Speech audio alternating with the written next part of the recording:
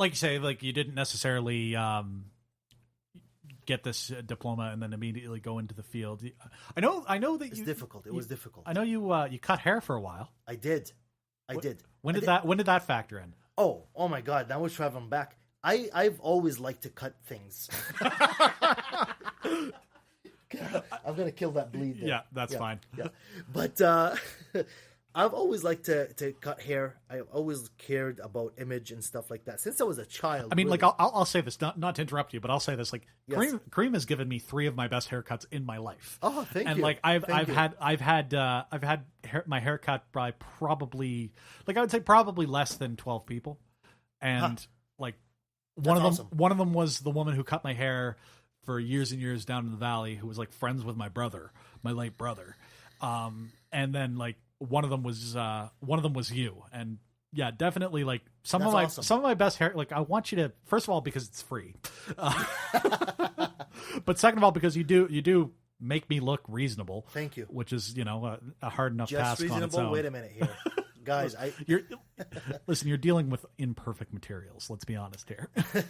I worked at a day spa, actually a couple of them, and I did some hair. Although I was not licensed, but I worked my way to getting some things done. I even did some women's hair. I did the triple barrel. I forgot how to do it now, but I think I do. But I would never do that again. Cut females' hair. I would never do that again. Because I did it, but it wasn't something I was into. I was more into the male look, and any look that you wanted, I would do it. Absolutely. So, it was time for a change. How I left it, by the way. Really? Yeah. So, like, when was that? Like, that must have been around. Because we're jumping all around here. We are. No, actually, we're still good. We're doing good. We were just talking about 2004. This is like end of 2005 into 2016, 2006. 2006 is really when we started that job that I work at with you right now. Yeah, because you've been there almost 12 years. Almost. This September it would be 12 years. Wow. Everyone wants to know where we work. Have you ever told anyone where we work? Not like I really haven't said it on the show. I don't think it matters. It doesn't really. Like I've said call center. That's about the. I think that's important. I mean, I think that's enough. Honestly, I think the majority of my listeners know anyhow. Like, sure, I've pretty much everybody who listens to the show knows who I am. With the exception of like the random weird. Like I think I have a handful of listeners in Toronto. Yeah. And I think I've had a few random folks like south of the border into like. I think I know of one guy who maybe listens to the odd show who lives in Alabama, but he's somebody that I know from the internet. Sure. That's awesome. Yeah. Wonderful. So where were we? We're working at this job from 2016 up until now. And during that time, if we're talking about my life here, I've done many things. I've joined bands and my son is growing, of course. I'm in his life. And, you mean my son? He loves you, by the way. And still call me Sam Smith. Sam Smith, he still does. Just because I was wearing Wayfarers. Can I do a little shout out? Yeah. Hey, Caden. Sam Smith is doing an interview here with me for his podcast, so this is very cool. Do your homework. Stop looking at girls. There you go. Take that advice and run home with it. I mean, realistically, kid, you're 15, almost 15. We were talking about you earlier. Yeah. You got a lot more roads to go down, my friend. Yeah. All right, one more thing and we can move on. Yeah. Caden, I'm going to call you tomorrow and you better pick up the phone. Well, this is going out Monday, so you're calling him Tuesday? Well, we are on 3/16 today. I'm calling him Saturday, 3/17. Right. So you should call him on 3/18 early in the morning. I'm going to call him Tuesday too. Why not? just call him on Sunday, really early in the morning, just to see what he was up to the night before. Yeah. Do I want to know though? Well, so my niece's birthday was yesterday. Yeah. How old is she? 19. Oh yeah. She just turned 19, and her mother is out of town right now. Uh-huh. I very nearly texted Anne to just say hey, what's Gracie's phone number? Because I don't have her current number. If I ever need to message her, I message her over Facebook. Yeah. Like I almost messaged her to just be like, "What's Gracie's phone number? I'm gonna call." Because like I got up this morning at like 7:30, and like she lives with her boyfriend and like another dude in the apartment. Like you know that she was not getting up. She's probably getting up now. Like whatever time it is now, like 10:30, 11 o'clock. Like she's probably just getting up now. Mm-hmm. Like I very nearly was like, let's call her early in the morning, the day after her 19th birthday, just to be that piece of shit. Like, yes. So, you've been doing the music thing for a while, like a long while, over 25 years now. Yeah. I play the piano. Yes. And keyboards. I mean, it depends, really. I'm never trained, never took lessons for piano. I didn't see the necessity in that. Not to disrespect the people that do. I think it's amazing that they do.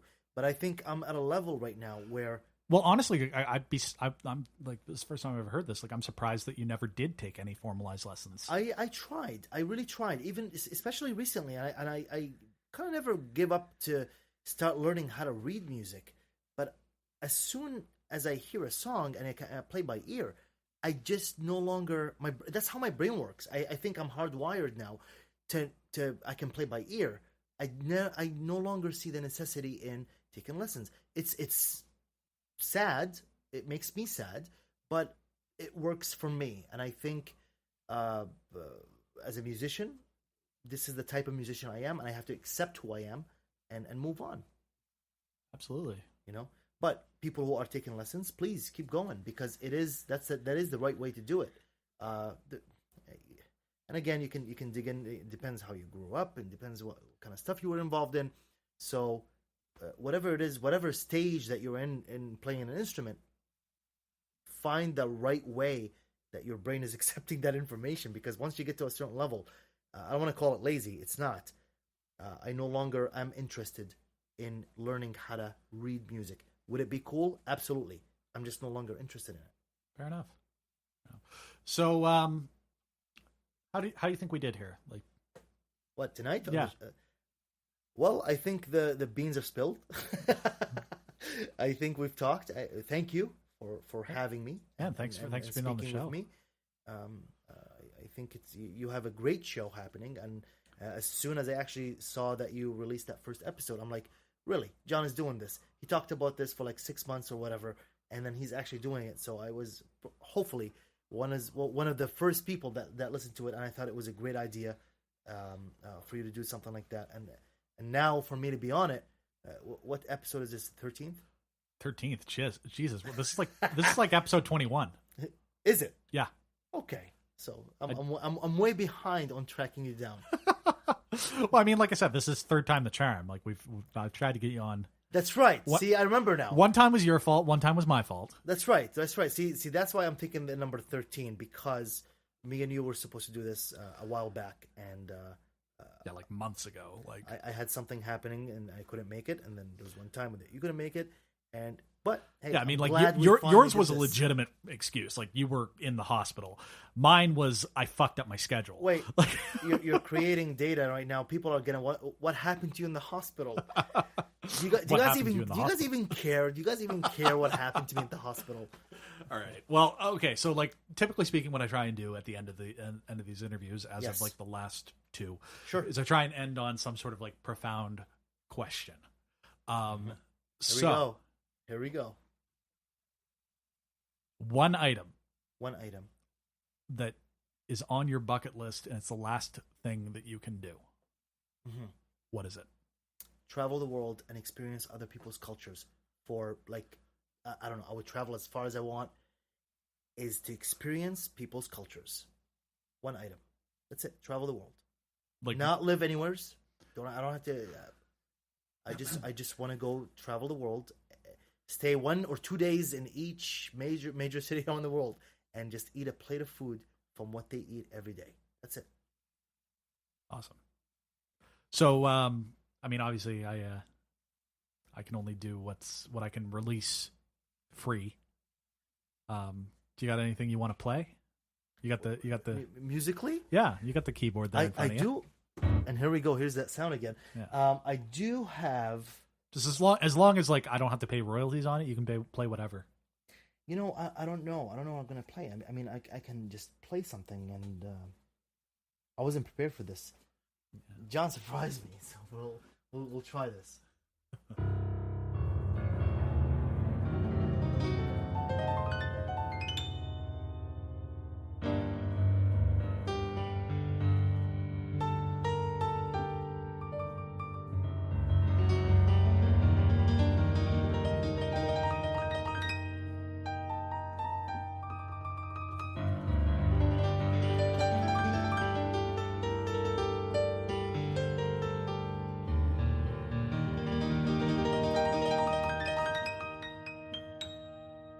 That was like a little intro of this song that I'm working on. So I just thought, you know, it's a little dramatic, but I loved it. Something I'm working on. Thank you so much, man. Hey, thank you.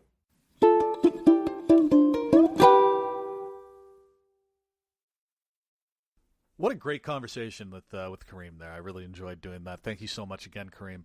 Had a really good time hanging out.